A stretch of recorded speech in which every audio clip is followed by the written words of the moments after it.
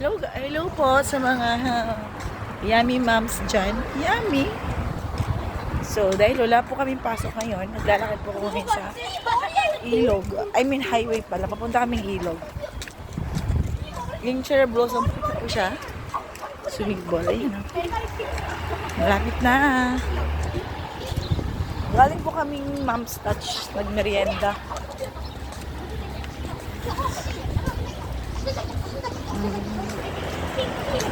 Ayan. Yung cherry blossom ng Korea. Minsan, pahirapan na po dito. Mahirap na po yung mahina po ang trabaho namin. Laban lang. Yung mga bata, estudyante.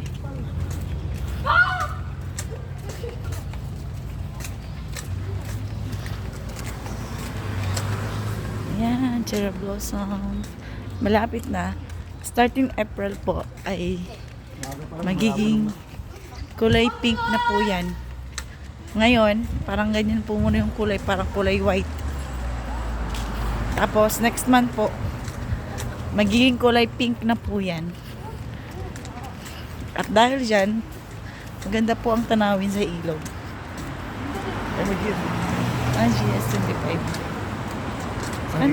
Saka na lang. Mamaya doon na. Tara.